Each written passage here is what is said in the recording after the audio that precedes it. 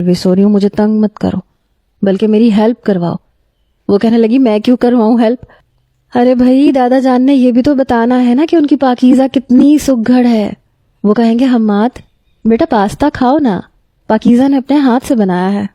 پھر کہیں گے حماد تم نے نگٹس تو چکھے ہی نہیں، یہ میری پاکیزہ نے بنایا ہے۔ مجھے تو یہ بھی نہیں پتا تھا کہ جو لڑکا مجھے دیکھنے آ رہا ہے اس کا نام حماد ہے۔ میں نے کہا بڑی نالج ہے تمہیں۔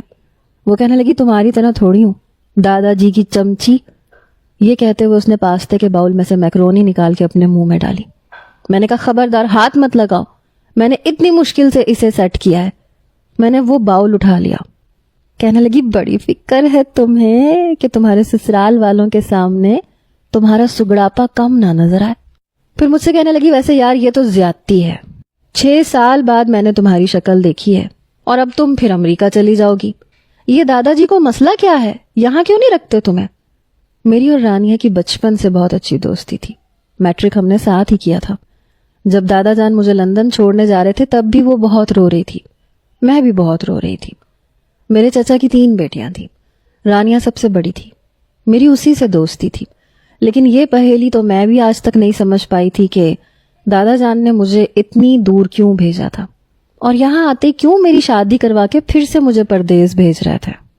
بہرحال میں ہر چیز کو ریڈی کر کے اپنے کمرے میں آ گئی۔ کاٹن کا ایک سوٹ پہنا، ہلکا سا میک اپ کیا، بال یوں ہی کھلے چھوڑ دیے۔ ویسے بھی میرے بال کندھوں سے کچھ ہی نیچے تھے، لیئرز میں کٹے ہوئے تھے۔ ابھی میں ریڈی ہوئی تھی جب رانیہ آئی، میرے کمرے میں آئی اور کہنے لگی آ گیا تمہارا ہیرو۔ ہائے سچی پاکیزہ بالکل فواد خان جیسا لگ رہا ہے۔ میں نے کہا تم دیکھ کے بھی آ گئی؟ کہنے لگی اور کیا، ارے بھائی میری پیاری دوست کی شادی کا معاملہ ہے، دیکھنا پڑتا ہے۔ بہرحال میں نے لڑکا پاس کر دیا ہے، اس لیے تمہیں ٹینشن لینے کی کوئی ضرورت ہی نہیں ہے۔ ماں بھی بڑی ماڈرن ہے، ساڑی پہن کے آئی ہیں، اور یہ تم کیا نیک پروین بنی بیٹھی ہو؟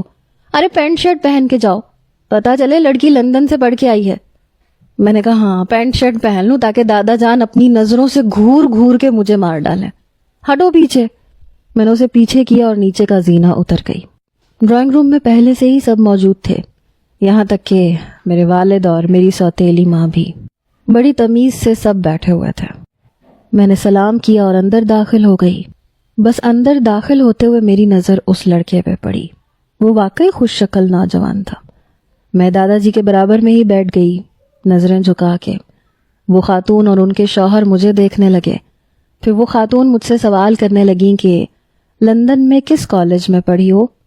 پھر ادھر ادھر کی باتیں کرنے لگیں۔ میں نظریں جھکائے جواب